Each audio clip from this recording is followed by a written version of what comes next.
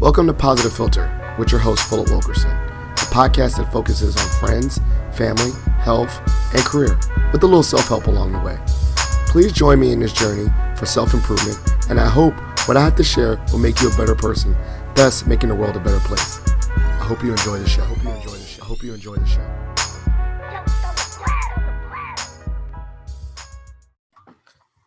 Hello, ladies and gentlemen, boys and girls. It's Philip Wilkerson back with another episode of Positive Philter. I'm joined by a special guest. Everyone is a special guest. I'm joined by the good brother, Araia Tesfamariam. And so, you know what? I definitely practiced that like 4 times. Make sure that I get right for the show. But this good brother, we met in a virtual space a while ago. This is another episode of brothers I've met through Alpha that I've yet to meet in person, but we're going to make it happen someday.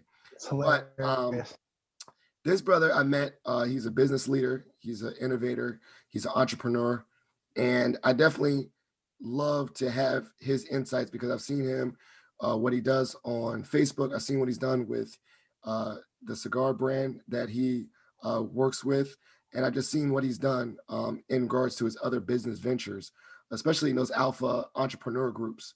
And I wanted to get him on the podcast, discuss, his journey with entrepreneurship.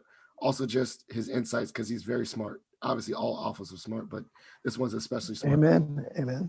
But before we get into episode, Brother Araia, go ahead and give the listeners another little introduction about who you are. And, I'll try to make it quick. Again, Araia Tesfamariam, originally from Dayton, Ohio. Graduated from Denison University in 2000. I spent most of my career in digital media. And actually, my very first job was right here in Virginia, where I'm at now. I was working for Tim Reed at his movie studio in Petersburg, Virginia. But I started there, and I've done commercials, and I've done corporate videos, and I've done broadcast. I've filmed everywhere from LA to Kenya. So I spent a long time in digital media. And now what I do is I am a startup founder, an entrepreneur. I own 2 companies. I'm a part owner in Arson, which is a cigar company based in Virginia. And then I'm the founder and CEO of a startup called Current, which is a streaming platform that is direct to consumer and focuses on making sure creatives get fairly paid for the audiences that they bring in. So that's the long and short of it. I love it. And, we're going to jump around and pivot, but, I definitely want to get you in just the overall view of, I think a lot of people hear the words entrepreneur and they automatically go to high risk, like that's the high risk, not say industry, but maybe a profession. So maybe speaking to that, when you thought of yourself as an entrepreneur and doing these ventures or being your own owner, what led you to think of this as something that could be your lifestyle rather than the getting scared off like some people have when they think of kind of being on their own a little bit? Well, this is going to take a turn because I don't think my story is quite like anybody else has done. Sort of that turn in their life where they're going to become an entrepreneur. I don't think I had another option. Okay. I'd worked for several different companies, whether it was radio or at U92 in Dayton, Ohio, or like I said before, at New Millennium Studios, or whether I worked for T.D. Jakes and helped produce the Potter's House TV show for a while. I had, several sort of typical working opportunities where you had a job, just a job that you got to check. And in each of those, it seemed like sooner or later something would come up where either I wanted to leave, or the business I was working for was folding, or like in T.D. Jakes' case, they just got rid of the whole TV department. Like they all just let us go. And I found myself going, what am I going to do? And I tried to run my own production company early in my career, learned a lot of hard lessons back in 2004. I had some clients that were good and some clients that were not. But when you're a small business, if you're sort of trying to keep your cash flow going as a small business, you have to have a lot of clients, and you have to be able to make sure everybody's paying on time, and you have to really run a business. The problem with being an entrepreneur versus somebody who has a job ultimately is, what do you want to be responsible for? And you're going to sacrifice something either way you go. If you don't want to deal with all the headaches, then you're going to want a job. But now you're at the mercy of whatever happens with that job. And jobs are great as long as they're guaranteed. But at the minute something happens like COVID, you can have a solid job that just isn't there anymore. I mean, that's the trade-off. As an entrepreneur, you really do have a lot more control over your own destiny. But then again, this is what people think about the risk. You have to go out and find the money. You have to go out and find the clients. You have to go out and you're doing all the work, right? And so we've turned it into sort of this glamorous thing because you only hear about the absolute failures and the absolute successes. Yeah. These extremes. But I didn't have a choice. I'll tell one story, and I will have to change some names or omit names because that works. I don't want to get your podcast in trouble, and I don't want to get sued. Yeah, exactly. You already know the game, so that's right. You already. Yeah. So the final straw was I had been living in Zimbabwe for a while, and in 2007 I came back to the States and decided to move to Chicago. And by then I already had a really good resume. I had great references, international experience as a producer, copywriter, post-production supervisor. So I had a skill set with a great resume and a lot of great references, big name references. And a buddy of mine got me an interview at one of the largest advertising agencies in the country. It's based in Chicago, and that's all I'll say. But if people do their homework, they can probably figure it out. And the person who was in charge of HR in that building, and actually HR for all of North America for their company, also went to Denison, but older than me, but went to Denison. So it's one of those like, hey, I'm gonna hook you up with this guy, and you go talk to this guy, and they got an opening. And the opening was for something I was really overqualified for, basically an assistant copywriter. But I figured I would apply and at least kind of work my way up and get the job. I did an interview with the HR guy and a lead in the department, and they were just glowing. Oh, this is great, your resume and all this experience, and you're really good. And then they turned almost on a dime on me and said, "Well, we're not going to be able to take you." I said, "Well, why?" I said, "Well, we'll let you interview with the team, but they're never going to take you." I said, "Well, why?" And he had one of those offices that are like real nice with the glass windows that look inside, like you can see the bullpen of the whole area that people are working. And he said, "Take a look out there." I said, "Okay." I said, "What's the problem?" I said, I'm so out of it at this point, I'm not even thinking about the real deal. And he said, "No, take a look out there, Araia. Blonde hair, blue eyes. Everywhere." He said, "There's no way. They're not gonna let you in. You're qualified. They're not gonna take you in. There's nothing I can do about it." That was the open and honest conversation that he was having with me in the office in HR of this company. My jaw's almost dropping if you could see it. Like, I don't even know how to respond.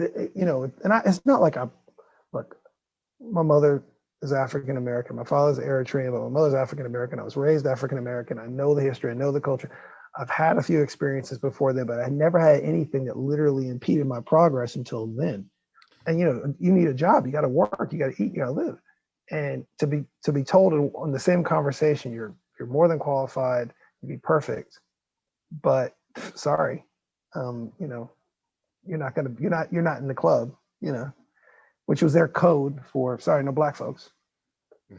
That was a rough one. And I had one other really bad interview a week later with a similar tone. And I was like, you know what? I'm just going to have to go into business for myself because, I can't. Why am I trying to keep begging for a seat at whatever table this is? I'm just going to have to build my own table. Now that comes with its own problems. I want to say that. So that seems like a pivot. It seems like if that was a movie, this was like the part where you get in the lab. So how did you obviously you had to process that. Like, was it immediate? Like, yo, okay, those 2 interviews, I had to just start brainstorming, or it was it wasn't. Because to be honest with you, we're human beings. So I mean, it's a gut punch. Yeah. And look, I have an ego. Like it's, I'm it's not like alphas aren't confident. so that one hurt. And it took me, I want to say, like, I tried various ventures to sort of get off the ground, whether it was consulting or freelance production, and I actually did get freelance production work quite a bit, but it was never built anything I could build on. And it was depressing. Mm-hmm. There was an important lesson I hadn't learned about building your own business that was missing. And I probably wasted 6 or 7 years not knowing something that they don't teach in business school, something everybody talks about, but nobody understands. Something that you see at all these if you go to these little Black entrepreneur and tech conferences and everything, and it's something that people talk about doing and want to do, but almost nobody understands. And those who do don't ever tell and don't ever share it, especially if they're African American. They don't want to share it with other African Americans. They will share sort of a veneer of what's going on, but the nuts and bolts of how to do it is the beginning and end, the death of the life of you as a business person in any business, really, even at your job, but definitely as an entrepreneur. And it was the lesson I was missing, which is relationships.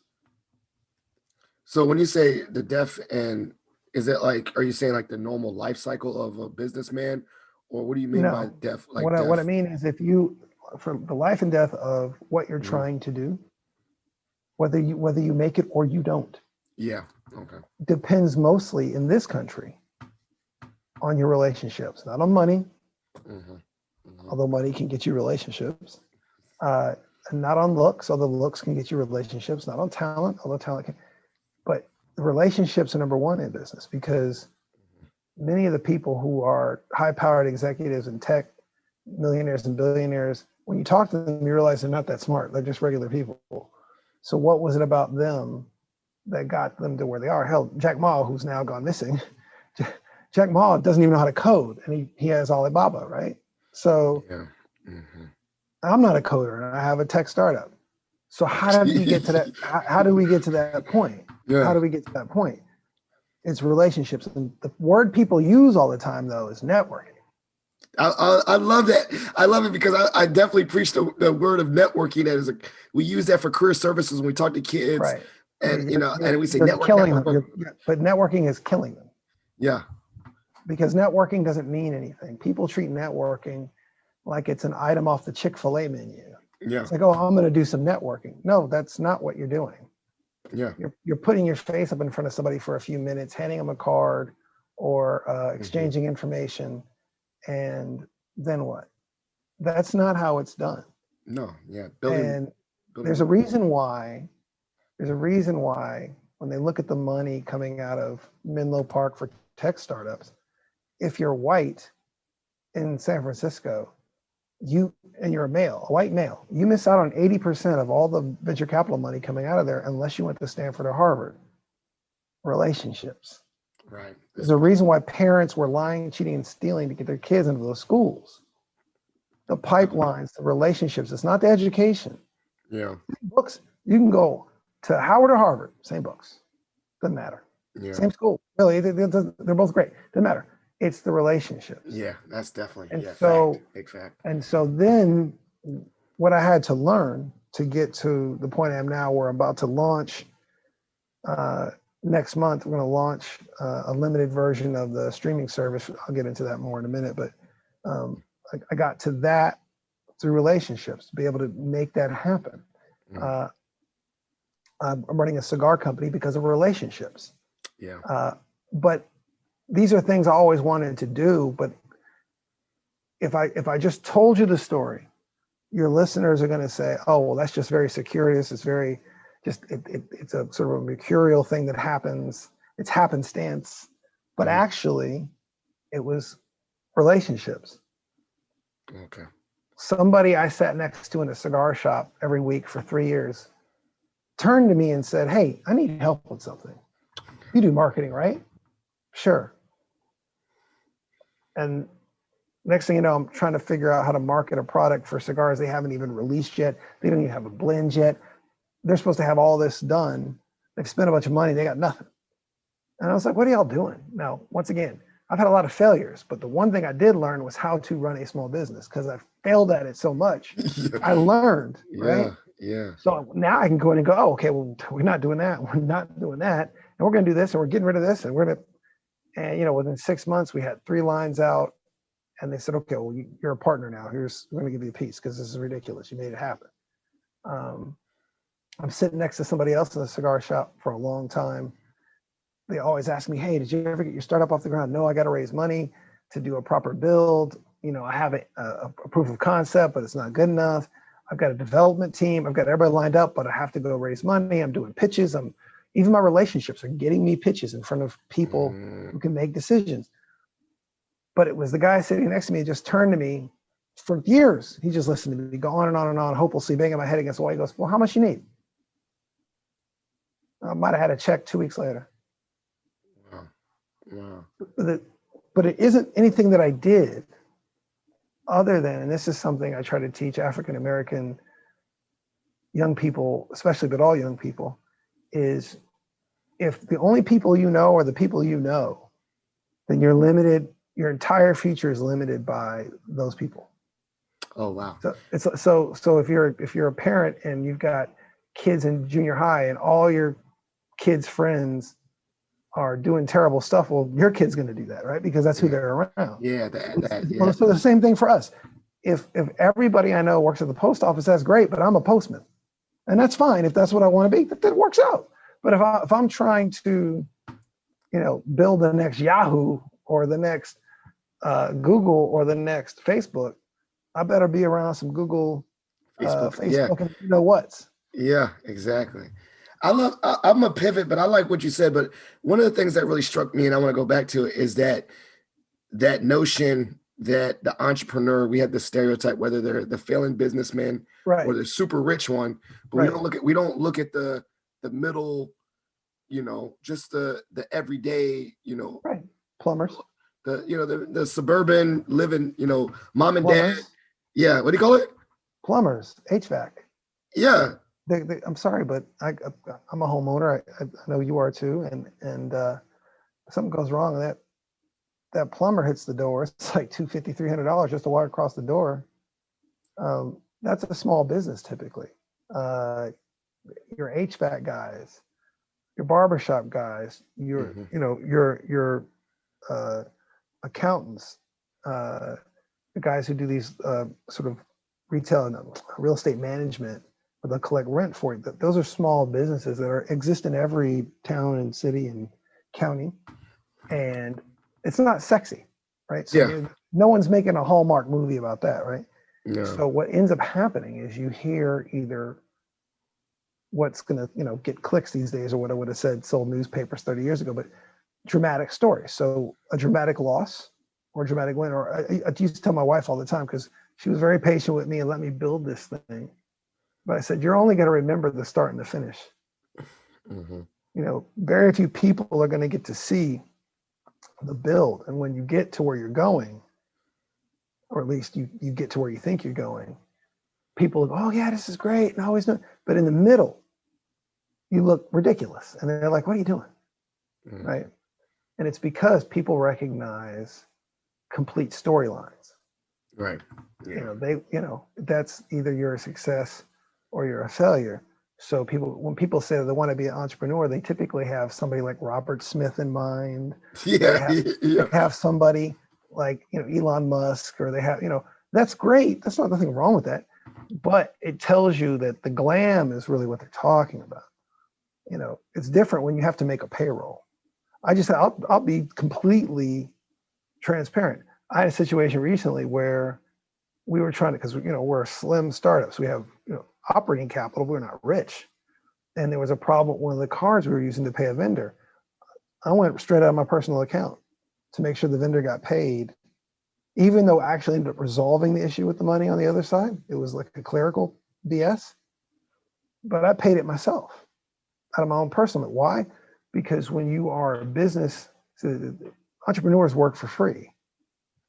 Ultimately, you work for free. It isn't until your business is essentially running itself that you're not generating the kind of income where you're all right financially. But ultimately, you got to make payroll. Nothing moves without the money. Yeah. So I'm out here raising money right now for an A round for investors trying to get, $2-3 million in the door for the company, because I know how much I'm going to need to run once this thing hits the ground. I got to have money for bandwidth and storage and Zendesk and more attorney's fees, and lawyers will kill you.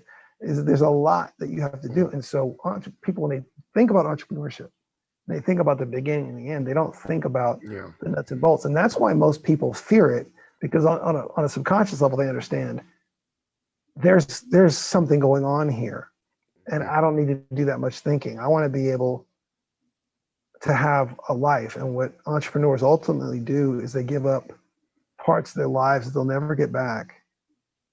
And that's a real sacrifice. So while my friends are going on trips, or my friends can golf every weekend for the better part of a decade, they're enjoying life, and I can't, because I have to make the sacrifice to build something. Well, people don't want to give up that time.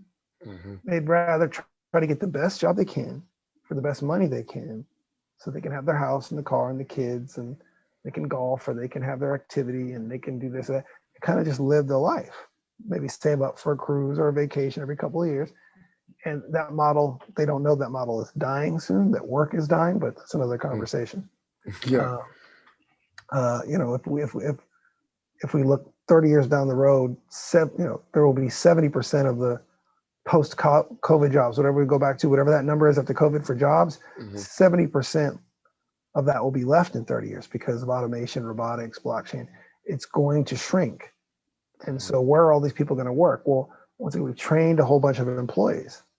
They know that the entrepreneurship thing requires a different level of work and sacrifice to achieve the same goals, that if you can just sit and make a paycheck. And by the way, I am not dissing people who have a job, or saying having a job is better or worse than being an entrepreneur. I'm saying it requires two different mindsets, and one isn't better than the other. They both need each other, actually. Yeah. I've got to hire people, right? Yeah. So I'm not what I'm saying is it requires a different mindset, but I am against the glorification of it, because that sets up people for the fall. I love that. And before I want to definitely get into the creation of your current ventures, but before we get into that, I just wanted to touch upon, like, okay, so we know that relationships is very important, life and death. Now, I definitely wrote that down. So with that being said, that relationships are important, do you have to create a strategy? Do you currently create a strategy to build relationships? Do you invest your time in building relationships? Is it like something that you have to like really devote into building a skill on how to be good at building relationships, or you're just saying like it is what it is? So the first thing I would tell anybody to do, I don't care what gender or color or whatever you are, is to start spending time in places, or doing activities, or joining clubs, or hanging out at cafes, whatever it is, in places you normally wouldn't, around people you normally wouldn't hang around. One of the reasons I like smoking cigars is it's essentially a fraternity of people nobody else wants around. But it also is very diverse. It's the one luxury item everybody can afford. So you can be in a room with a stockbroker and a garbage man, and everybody's smoking the same thing. It's the great equalizer.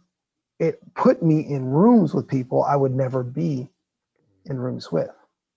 What that does is let you, in an organic way, get to know people. We try to turn networking and building relationships into an action plan item on it. Okay, well, I'm the young Black entrepreneur at the conference, and I'm going to follow these 5 steps to become a better, entrepreneur relationship builder. I'm going to, these 7 steps. If you just do these 3 steps, no, I'm sorry. It's actually spending years wherever you live, but preferably in a larger metropolitan area if you can. But if not, wherever you live, being around people who aren't like you, especially people who aren't like you that do the things you want to do.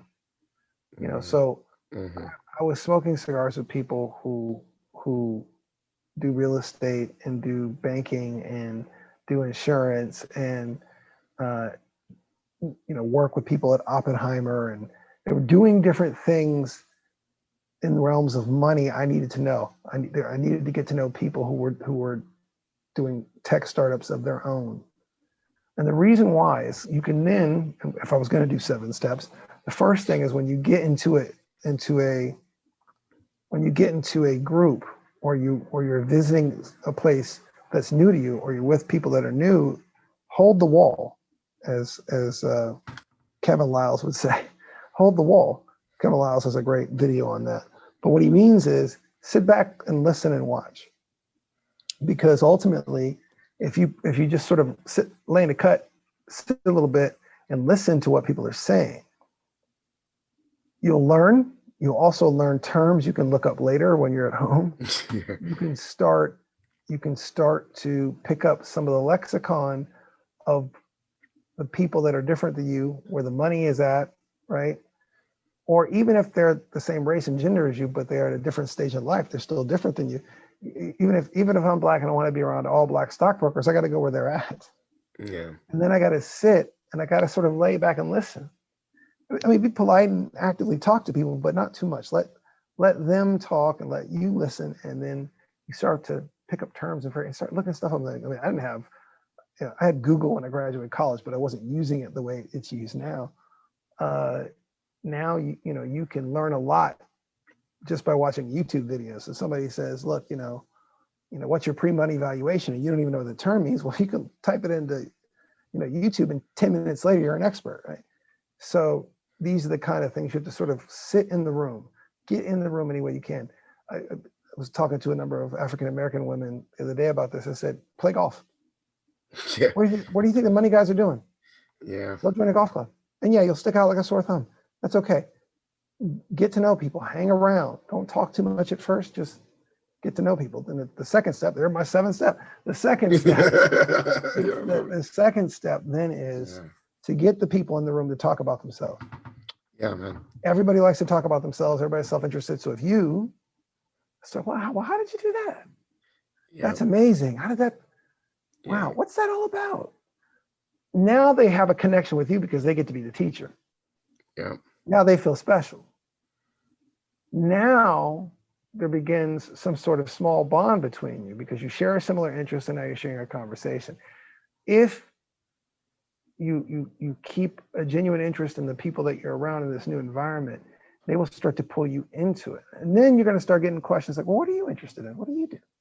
Mm-hmm. Well, I'd really like to do this. Oh, I know so-and-so, and that is relationships. Yeah. The minute they say, oh, I know so-and-so, and they start pointing you, you've just, that is there it is. That's fact. It isn't, I'm going to this conference with my satchel that they gave me at the registration, and I'm going to hand in my card. It was a great speech, and I'm going to talk to the speaker when he gets off stage, and I'm going to do the pitch competition. And kill yourself. Yeah. And it's funny because I was internalizing that and processing that and saying, I love the 7 steps. I knew why you picked that number. But yeah, it's organic. And I think that honestly, I'm new in the frat, but just I was thinking in my mind, like just being in certain rooms with people like that's happened. This has already happened. Like I've already learned about stocks and stuff, just listening to people and brothers that talk about stocks all the time. I was like, it's that same thing. It's like just putting yourself in scenarios. Obviously, one, process by emotion. You start to become people like the people you put yourself in the same rooms as, and then I think the same thing with, it's almost kind of organic for mentorship, right? Like people love to like talk about themselves, but they will be more lenient to help someone or mentor someone when you kind of listen to them first. And then you don't just come out the gate and say, hey, I met you, help me out. Like, right. But once again, that's what networking does, is it teaches people that methodology, which is, I'm a Black go-getter. And so, and they get tricked by these things they see on Instagram and YouTube. Is this Black person is disrupting that. And these 3 Black people are going into this, and shut up. None of that's helping these kids. If you're an alpha, Phil, and I told you that twice a week I'm on a Zoom with 30 alphas,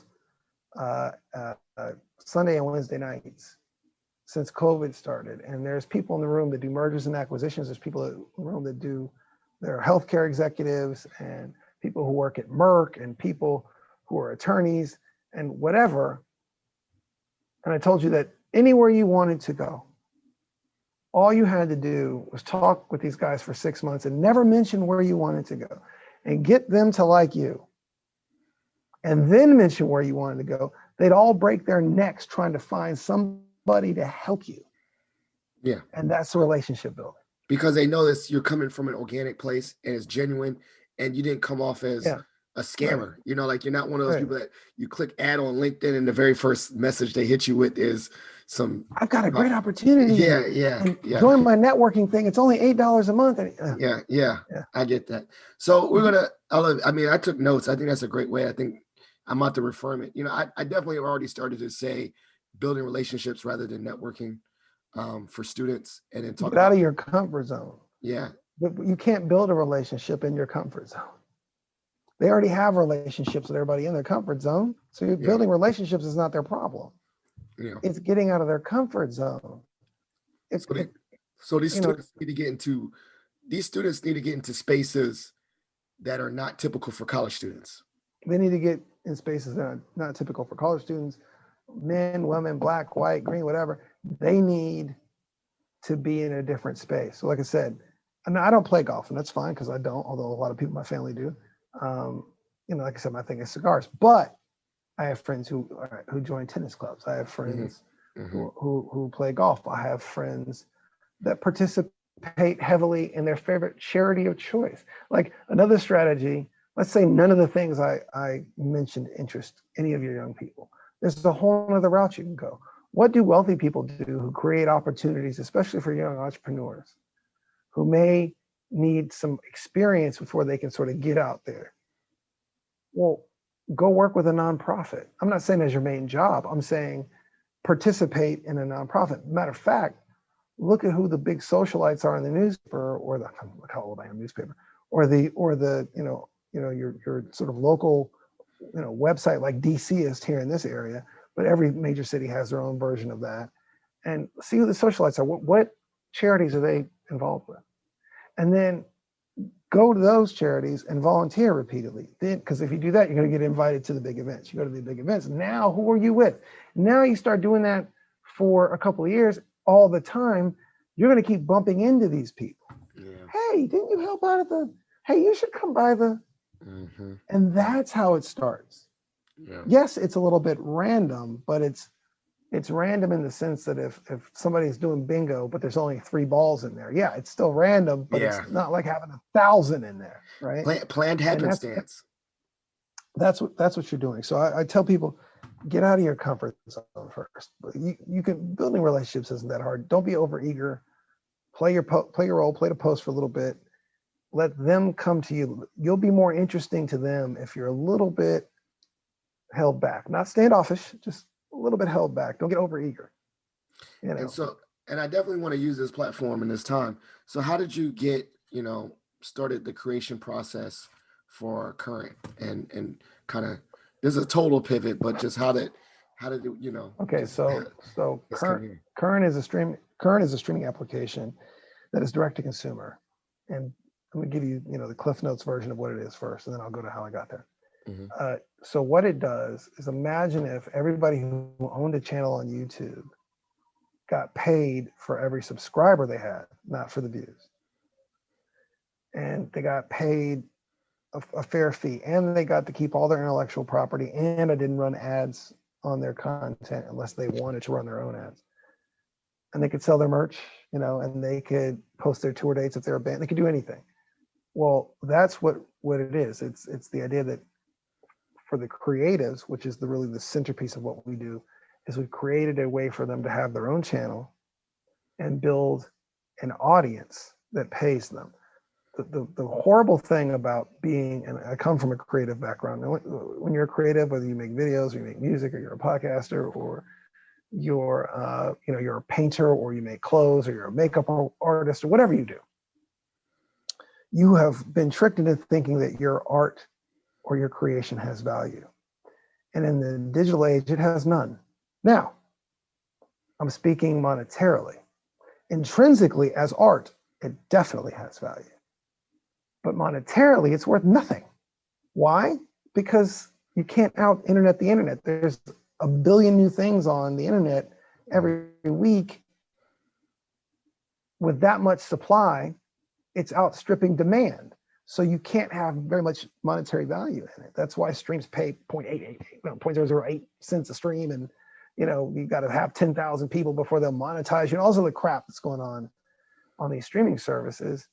The artists complain about all the time. They do all these streams, they don't seem to get very much money. It's because once everything became digitized, what you're streaming has very little value. What has value is the audience that you control. Mm-hmm. It's very much like the old television model. Nobody actually cared what your show was about. They cared how many eyeballs you had, right? And how many returned every week. Okay. And so if you create a dedicated group of people that are willing to pay a set fee every month, you can make money. So this platform, Current, build your channel, direct from all your social media and all your other platforms, direct them to here. Now, everybody's not going to come because not everybody wants to pay for content, but the threshold for you to make money is so low. So if you have 100,000 subscribers on YouTube, that's a big deal, but you're not making a lot of money. If you convince 10,000 of those to come to our platform, you'd make about 120 grand a year. And that's because what we do is say, okay, you can pick a price between $199 and $499. You pick your price. That's what your channel is going to cost. Half that money's going right to you. Half goes to us. Why does half go to us? Because I got to pay for bandwidth, streaming, and the support staff. But the other half is all yours. And I don't own your stuff. And you can sell your merch. And you can do your tour dates. And you can do whatever else you want. And we'll give you some audience management tools. Right. So you can see what's performing and where and how. I'm going to tour these 3 cities because all my subscribers are over here. You can now be the guy who makes beats in the basement. And you may never have more than 3,000 subscribers globally. Well, you just made 36 grand a year to supplement your other income. Right. So it isn't made for the superstars. Right. There's the top 2 or 3% of YouTube that makes real money. But YouTube makes money off of everybody on the platform. In fact, they don't make money off the people they pay. They make money off of all the little guys. They can lose money on 20,000 big names because they know they've got 30 million people who aren't making money on the platform that they can still run ads against. They can still do placement around. So that's where the money is. They understand that they've got the eyeballs just by accumulation. So we get rid of all of that. It isn't about the subscriber as much, meaning if you subscribe to Current, you're not really subscribing to Current. You're subscribing to the channel that you're following. You can follow a number of channels if you'd like and subscribe to them and pay for each of them, a la carte. And we may have combo deals down the road, but ultimately what it is I'm Viacom and I'm turning everybody else into HBO. This isn't like Facebook or YouTube where you join and everything's on the menu. No, we're actually building the application from the inside out. So we start with the creator. They bring an audience in. They are focused on their own survival, and we make sure that they actually make real money. Now, that being said, the reason I got to this idea is because I saw what was happening in the production business. The money was getting smaller. I was working as a producer, associate producer, post-production supervisor, either working on a shoot or with editors in an edit room, working on stuff like Alaska State Troopers or other shows for National Geographic, or doing stuff for Jeep Liberty, or doing stuff for Grolschbier, whatever it was. Just you always had to hunt to get these jobs, but the opportunities were getting smaller because digital filmmaking had gotten so big in the last 15 years. The budgets had shrunk, which means the margins had shrunk, which means there was no money. I used to be able, when I got out of college, you could produce 3 commercials a year and pretty much live a decent life, because you'd make about 50, 60 grand starting out in 2000 if you played your cards right. By the time I decided I was done with trying to do that, in 2012, you would have had to do 30 different jobs a year to try to get that kind of money. 30 different commercials Yeah, and yeah, stuff. because you're not, unless you're a big time commercial director, and there's so few of those, you're really doing small business stuff or local stuff. There's no budgets. There's no money. Even music video budgets shrank for artists because they could shoot them with their boys in the backyard. You You can go viral with something you shot in your living room. So why am I spending all this money, right? Yeah, I can see that. Yeah. So unless you're already a superstar, there was no money out there. So I'm looking at the changing face of digital media and where the money's at. And I said, well, it's got to be in streaming. Okay, what do I want to do? Well, I know what I'll do. I'll build a channel and I'll just make content. I'm like, well, I'm looking at the rules and how to monetize, and this is weird. Like, seems like I have to get an awful lot going before I can even make any money. And I'm going to end up just like selling merch, because unless I ever get over 20, 30,000 subscribers, I'm never going to sniff $1. Okay, so that's not the right idea. So, well, maybe I'll do something else. Maybe I can approach sports in a different way. Looking at HBCUs, looking at some of the conferences, I won't mention which ones, trying to convince one of the conferences to give me the rights to their games that ESPN doesn't show, which is most of them. And I'll stream them using a company called Livestream. I think they've been purchased by somebody now. But a company called Livestream, they had all this equipment I could use. And I could stream right to people's phones, and I could just, instead of commentators, I was going to set up cameras in barbershops near the HBCUs and let them talk about the game while the game is going on. Real sort of innovative stuff, but I couldn't get anybody on board with that. You're going to find out that what I just told you is going to end up happening now that Dion is at Jackson State. You will start to see a change in what happens with HBCU football, but that's another story. After that was a dead end, I said, okay, I think I'm doing this wrong. I don't think I need to be in the content business. I think that's a dying game. I think Quibi, which proved was insane that what they were trying to do. Netflix has this problem. Hulu has this problem. Amazon doesn't, because Amazon business isn't streaming. That's just a lost leader for them. But for these streaming services, they have to either make or buy content, but they still have to compete with whatever's on YouTube that YouTube isn't paying to have made. And you cannot out internet the internet. And so they keep having to make this amazing stuff. And Netflix has got great stuff, and Hulu's got great stuff. And Disney, of course, they got the massive catalog. They got a 4-year-old, so I got Disney Plus. But Disney's got the advantage of having their catalog over the years. But everybody else has to make stuff all the time. The new Netflix originals and all that stuff. Yeah. So the money you spend as a business is killing your bottom line. Okay. And so I thought, okay, wait a minute. If I were to build a streaming service, what I should do is accommodate people who create and make life a little bit easier for them. I don't want to be in the car business. I want to be in the toll road business. Okay. Why am I worried about selling cars and making cars and unions and factories? They still got to drive. Mm-hmm. Then they build a better toll road. And that's where the idea of Current as a streaming service came. And it's gone through several iterations, as it developed. But I thought about it. I started to learn about coding, and I was like, okay, you can build apps without code, which is not true. These apps without code things are a joke, but that's another thing altogether. But through this journey, I found a developer that I really liked, and we started talking about what this could be and how it could be built and budgets. And I said, okay, I'm going to go out and raise money. And this is where the relationships come in. Yeah. Now I'm like asking friends of mine I smoke cigars with, hey, do you know anybody in the venture capital? And DC is not really the venture capital, place to be, but there's a few. And somebody goes, oh yeah, I know so-and-so. I'll go talk to him, see if we'll do a meeting. Oh, all right. Hey, are you still doing that? Hey, I know somebody you could talk to. And I started getting pitches. And by the way, none of them were successful. Okay. The guy who invested, I never even pitched to, because he'd just been watching me for 3 years and decided, oh, this is the kid I'm going to invest in. I'm going to be doing more pitches now, because now that we have a finished product on our hands and we can start to show some numbers in the next few months, you stop having to ask for meetings at that point. If you can show any sort of tracking with streaming or social media, the VCs start to hunt you down at that point, because now you are the seed that has grown into something, and they've got the water, right?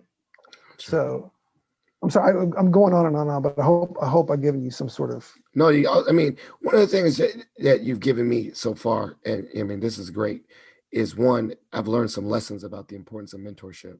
I've also learned that your brain, I mean, it seems like you're thinking like multiple layers. I can see your brain constantly moving. And then I've seen a lot of like, Could you tell my wife that, please? yeah, yeah. And I'm also seeing that like, it's like, okay, this doesn't a door. Okay, I'm gonna try this door. Okay, this door doesn't work. I'm gonna try this door. This doesn't work. Um, I mean, that just builds up resiliency. I just see overwhelming the theme of resiliency, and that. Well, you know the lesson of not being afraid to fail, right? Yeah. The test of a man. Yeah. So I've lived. Let me tell you, yeah. it's you're gonna look stupid. You're gonna look, to some people, lazy. You're going to turn down opportunities that normal people would say, "Oh, that's a great opportunity," because you're so single-minded. And what happens is that when people start to see that over time, the people who can pick up a phone and do something about it will start to respond because they see that you're serious. People ultimately are attracted to, in some way, determination. We're all Americans in that respect. We like the hard scrabble stories, and nobody can resist those, right? No. So once they start to see, like, wow, this young man or young woman is really pushing. Let me see if I know somebody. Now it's okay to ask, by the way, for help, and ask somebody, look, I don't know anything about this space. I need to get in this space. But before you ask, you got to build a relationship. It's okay to ask. What happens too often is we ask right when we show up at the door. Yeah. All right, hello, I'm me. Who can help me? Exactly. Yep. Instead of getting to know people, because the ask has to come after somebody feels emotionally invested in you. It's like marketing a product, and I very much do have to treat myself like a product in that sense. When I got with the cigar company, I said, well, everybody's selling cigars, and there's lots of boutique cigar companies. So how am I going to do this? I know. I'm going to create a brand and attach an emotion to it before I ever bring a cigar out. I'm going to build a fan base around a brand that doesn't even exist. I'm going to reach out to people, talk to people, comment on their stuff, engage them in conversation without even mentioning that I'm doing anything yet. And then I got on the Alpha COVID Zoom. Yeah, man. I got on the Zoom with all these alphas from around the country, and we're just having a regular conversation. And somebody else in the room goes, "Hey, man," and we're all, it's a cigar Zoom, so we're all smoking cigars. And the guy goes, "Hey, don't you have a thing?" Yeah, I said, "Well, yeah, in about a month and a half, I'm going to have a cigar line come out, my first blend." I said, "Oh, really? Oh, man, well, I want to try it." I said, "Okay, cool." And I never brought it up for the rest of the meeting, and I didn't bring it up for 3 or 4 weeks. What I did was I had some hats made. Yep. I had some arson hats made, not a lot. And I sent them randomly to 2 or 3 people in the Zoom without telling them. And they wore them on the Zoom. And what that did was make the other guys go, wait, how did he get a hat? Once that happens, you've got them. I mean, I wasn't in the Zoom with the cigars, but I already know I can speak to the just you and people saying shout out to brother Araia, and they was wearing the hats and they were getting your blends. And honestly, I bought a pack of your cigars, and I'm not even really a cigar smoker. I bought them because of you. I even said that. We're gonna work on you. Don't worry. I mean, I told you everything tastes like smoke. I was like, you know me and you. I'm in the bourbon game, so we got that connection. No, I don't. Hello. Oh wait, did I lose you? Nah, you didn't. Okay. No, I was gonna say, my bigger beef with you is not the cigars. It's scotch. That's my bigger beef with you. I'm working on. I finally. Well, first of all, we need to do a scotch tasting, but I finally dropped my hate on it because I was like, it's okay, it tastes good. But I definitely agree. Okay, I need to try that too. But no, this will hurt you. This will hurt you. this is, you can't see this if you're listening to the audio, but basically I'm opening up a black cylinder from a company called Bruichladdich. It's a distillery in Islay. Islay is the part of Scotland that's sort of known for the peatier stuff. And this is called the Octomore. And it's a cylindrical black bottle. And inside this bottle is the most peated whiskey in the world. And so I oh yeah. I was looking at the proof. Oh no, the proof on this is, I thought I saw that on there. Let's see here. Well, it's close to 120 because it's 59.4. Yeah. So but the thing about it is once again, get outside your comfort zone, because you don't know what you're missing. My knowledge of Scotch and bourbon and cigars has gotten me into rooms I wouldn't have otherwise. And I don't mean to keep going back to that, because your listeners might go, that's not me. It doesn't have to be. You can do other things. No, but I see that. You could be into cars. You could be into motorcycles. You could be into quilting. I don't care. Whatever it is, but you need to do that somewhere else than where you're used to doing. I totally agree with that. Yeah. I totally, but car shows or whatever, like get around people, shared interests, but shared interest across identities, and you will have conversations. You could be, if you're gonna serve lunch at the homeless shelters, that's dope. Make sure you're doing it at the one that might be connected to the people. Yeah, it's self-serving, but you're also still doing your community service. Mm-hmm. But you're also getting in the room with the people who are doing this stuff. And like I said, you have to be a little bit selfish, because if you're an entrepreneur or you're trying to build a startup, you're going to have to be to survive. You've got to build. Other people are going to build. You might as well build. That doesn't mean you don't care about others. You don't do things for others. I'm not saying that. You absolutely do. But you have to build relationships and do that kind of thing for yourself. But for you, like I said, you can see how it happened. You create interest. You create an emotional attachment. If I hand you a cigar, and I tell you it's good, even if it's bad, I've already preconditioned your mind so that if it is bad, you'll just say it's okay. You won't say it's bad, because I've already trained you. I've already said, oh, yeah, this is gonna be amazing, dude. This is great. And 9 times out of 10, you go, even if you don't like it, yeah, it's okay. It was actually terrible, but I've moved you that far. No, and I've seen that in action. I've seen people buy your cigar brand because it's you, it's bros. We're supporting and I definitely, I already peeped game that was that's why I said I had to have you on the podcast as an entrepreneur, is that people, they became, because of relationships, they became walking advertisements for you. Yeah. They were walking billboards, wearing the hats and saying that and tagging you. You didn't ask them to do any of that. They were like, yo, I enjoyed your cigar. And then people are like, yo, let me get one, or, oh, it's already sold out because. Oh, the Alpha, that was a mess. The Alpha cigar was a mess. If I had to do that over again, I would have tripled the production. Oh man, that thing, people wanted it. What a failure on my part to not have enough. But that's a pleasant problem, right? Like people, the hats, literally that. Like if you're an Alpha and you don't even smoke cigars, I know at least 10 brothers. Like I'm not in the cigar groups like that, but I seen, because I'm connected to you on Facebook and other. At least I can go down my friends list and say I saw at least 30 people I knew with your hat.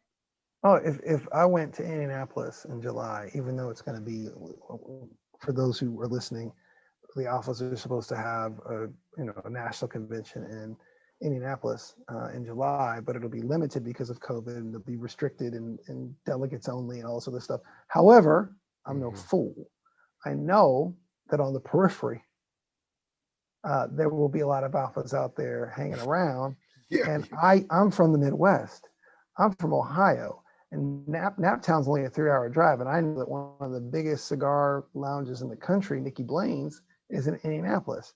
And I'm thinking to myself, so if I launch a line 4 weeks before the convention and then bring some with me, see you later. It's over. Mm-hmm. But you have to build that attachment. Yes. And what I would do is I would send somebody something for free without telling them. Once I knew them, somebody who knew my face, I'd say, what, even for the non-Alphas, for people that I'd followed on Instagram and Facebook forever in these cigar groups like Cigar Chasers and Cats and all these other groups that are in Cigar Damas, I would pick 2 or 3 people that I'd always interacted well with, send them something. And by doing that, I never had to tell them post a pic, post a link. They did everything. They would do it. They would overdo it. And you have to, that's transferable to anything. If you are with somebody that you know is wealthy and you have the chance to have a nice lunch with them, if you have the resources, I'm not saying that you should, but pick up the tab. Why? Now listen, this is within reason. Obviously, if you're at Morton's, I get it. Like, do the best you can, split the bill. But if you have an opportunity to get in there or buy somebody a drink, right? Unexpected, but somebody who you've been talking to, building that relationship with, somebody you know who's in power. Oh, hey man, I heard you like this. Just want to send it your way. Oh, that was really nice. It's the little stuff like that that keeps you in the front of somebody's brain. It's like doing a check-in through email. It's like sending a text message when they do something big on LinkedIn or Facebook, and they congratulate them. It's important to do those things, but also when you get a chance to meet up with them, oh hey, you drink such and such, right? Let me get you one of those, and already have it before they can say no. And it'll change their view of you. Now, I know I'm into liquor and this and that and the third. I know all my examples are from that world. For those listening, I apologize. This is not the only way to do it. I'm trying to give you the methodology, which is turn things on their head a little bit. Put something to look at you different. The symbols of kindness or friendliness that isn't overreaching, but that puts you in the front of their mind, because that will then create their willingness to go, hey, I wonder, what are they doing again? Hey, Phil, what do you do? So you work over, okay, so now is that you were planning to stay there, or were you thinking about, oh, because so-and-so over at Game Over. Mm-hmm. I mean, if you approach me, Phil, right now and said, look, I want a government job. I know 3 people on call right now that would look at your resume, get it ready to go, and get you either a contracting gig or a government gig within 2 months. I can make it happen like that. I have that relationship. Relationships. Right? I can make it happen. Meet more people who are in those kind of circles and just get to know them before you ask them anything, and be kind, hand them something. Oh, hey man, I brought an extra soda. It don't matter what it is. It's more about that you're treating somebody with a level of attention and kindness above what passes for humanity today. Yeah, that makes sense. Well, this is quite the show. So this is my segment of the show I call Shot for Shot. Obviously not totally related to drinking. You get to ask me any random question. I get to ask you any random question related to the show or not. Do you want to go first, or I'll go first? Go first. I have no idea what I'm doing. Okay, so my random question that's not related to this at all, right, is that you're from, you have many experiences in alpha, many years more than me. Obviously, we know different regions of alpha, right? And I know that people claim different regions, like to say, the Midwest bros, the South bros, which I would say, what identity, which one, do you feel most at home with? And what is, there's always distinct subcultures in any organization. Which ones, what do you think are the different vibes of different alphas? I don't know. I just randomly picked that one up. If I was a college bruh now, or if you asked me when I was in college, I would say Ohio, more specifically than the Midwest, because Ohio has the most single letters. Ohio's old school. But if you ask me now, I would tell you that that's sort of BS. That I have met and connected with brothers from LA to New York City that could have just as easily been in my chapter, and we just vibed and clicked. And I'm sort of hard to get along with first of all, I'm a solo, so I'm not used to working in groups. And two, I'm arrogant even for an alpha, so I get on their nerves. So it's interesting to see how I built some relationships with bros that I don't think I would have said hi to walking on the street. So there's no regional thing for me as much anymore. If I was younger, yeah, I would say. Yeah. Random question for you. Random question for you. So you were into powerlifting? Yeah, it was. I haven't got into it in a while. I would say like that's my pre-kid life. My last powerlifting meet was when my oldest was 2. So it's been about 3 years. I was really into it. I was hitting deadlifts of 575, squatting 440, and benching near 300. Deadlift was my moneymaker, 575. So I always want to get back into it. It was just another outlet. Like no one like, well, very few places do powerlifting in high school. So it was like you play a different sport and then you figure out something you want to do in post college, I guess. So I didn't really play sports in college. I ran track and I was skinny, and then I got big, and I used powerlifting to kind of like lift heavy. So that was definitely. That's amazing. I want to get back into it. Every time I keep on saying that, I definitely want to just do random meets again. I love deadlifting, and additionally to your cigar lounge, powerlifting was that circle for me too. There you Like, go. like different, like one, it was uncomfortable, and you go on stage and lift in front of a bunch of people. But two, the community of randomly meeting random people that you probably will never meet in life. But you go to powerlifting meet, and I'm like high fiving like some old, ex-Marine guy who like goes by Devil Dog with his powerlifting outfit, and school teachers, moms, all kinds of different people like to lift weights. So that's. I mean, so I need to get back to that. That was deadlift to me is like if I'm picking my son out of the tub, like my back goes, yeah. like that's a deadlift. Yeah. I was looking at these pictures like this dude is gigantic. I need to lose. Obviously, when you don't use it, you lose it. But I still think I could still pick up without and I used to do beltless too to see how strong I was. I still think I could do mid fours without a belt. It hurt. I wouldn't. But I was hitting 5. Oh man, that was fun. That was actually a lot of fun. I'm lifting Trader Joe's bags, dude. I don't know what you do. So I mean, and thank you for bringing that back up. Everyone, I think I need to find a way to get back into that space. Obviously, post COVID, but that was my cigar line. Like also training too. Like when you go to a gym, you randomly have conversations. Like you're doing sets, but then like, what do you do? What do you do? Like I loved your example about going to rooms, because people will talk about their life outside the gym, in the gym, and you meet so many different walks of life in gyms, cigar lounges, bars. Yeah, just listen. All you have to do is listen. I used to tell kids when they did interviews, because I used to work with some youth, I said, look, when you do your first job interview and get in the room with somebody in somebody's office, look around the office real quick. Find something you identify and talk with them about it. Yeah. They're an Alabama fan, right? Yeah. They're into lacrosse. They're something you understand. They've got a weird liking for Bob Ross's paintings. Whatever it is, if you understand that one thing in the room, get them talking about that before the interview starts. Sherlock Holmes. And don't do that. Sherlock, the master of observation. I'm a Sherlock Holmes fanatic.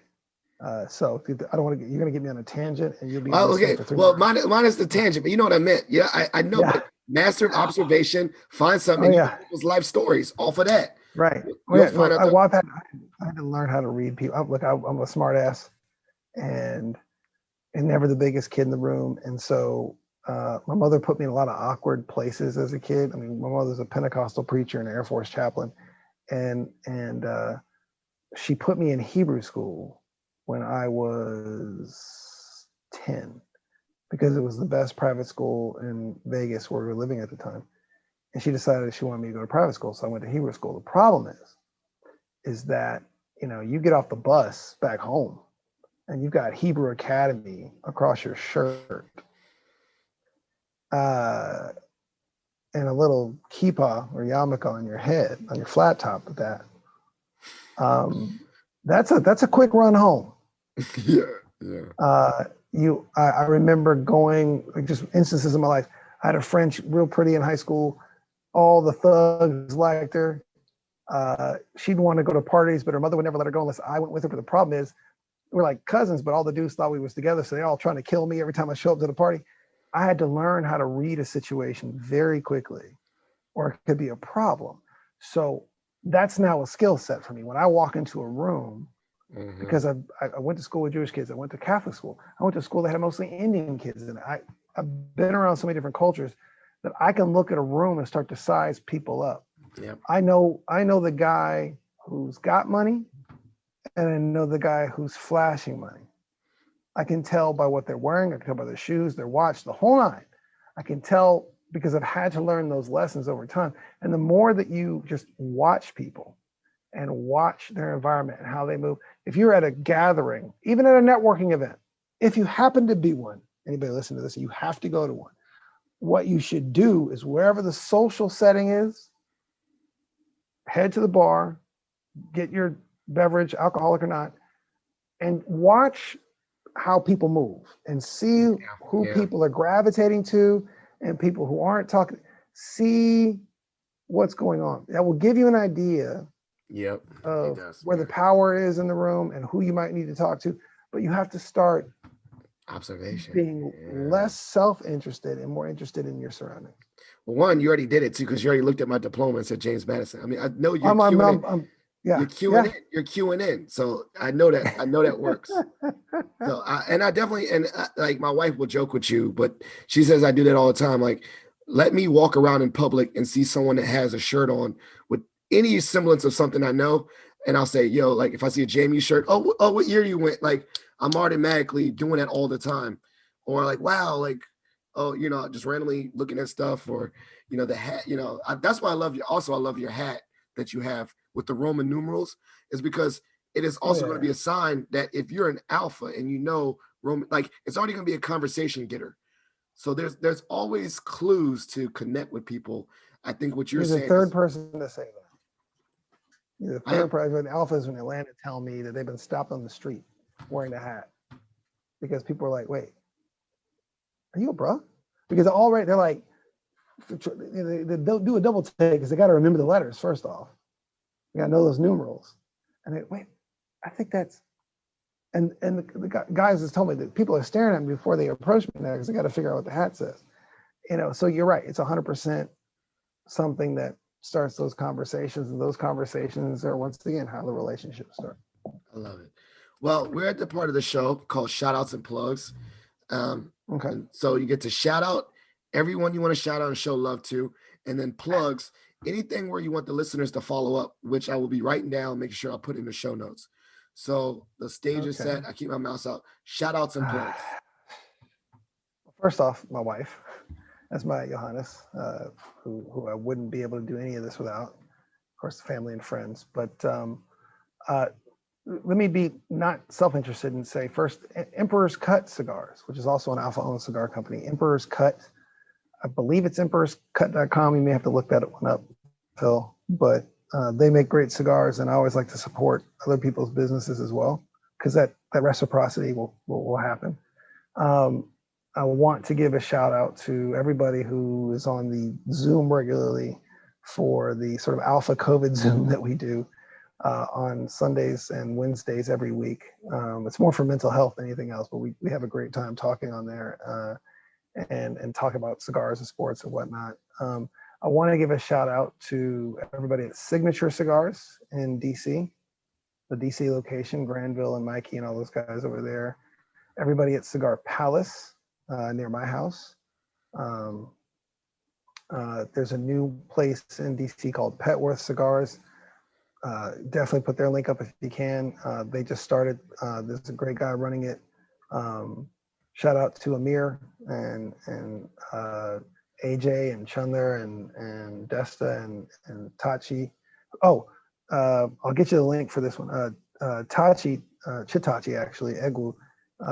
She's an educator out of Florida now who has her own live stream show. Now see, this is Mediascope. That's what it's called, Mediascope. And I used to watch her show back when it was on Meerkat, for those of you who remember Meerkat. And now she does it on YouTube and LinkedIn. But definitely check her out. She has a great show. And put that link, get the Mediascope link if you can, because that's a big deal. And of course, my company, the cigar company Arson, is at arsonfire.com.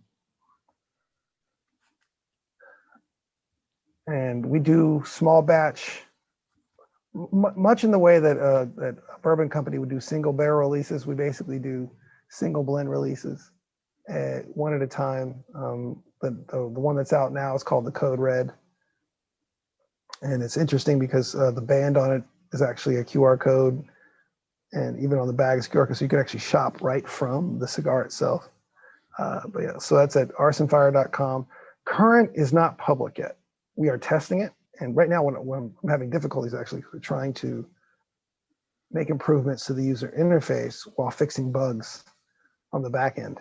And so that's where we're at right now. We're weeks away from actually launching it into a small beta, but there's no site you can go to for that just yet.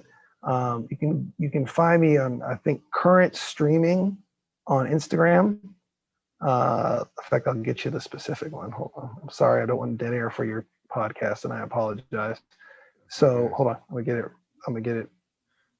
So Current_Streaming_app. There you go. Okay, so those are my shout outs. If I forgot to mention anybody, I apologize. Bill and Leon and Ace and all those guys, all the guys from my chapter at Robe Salon.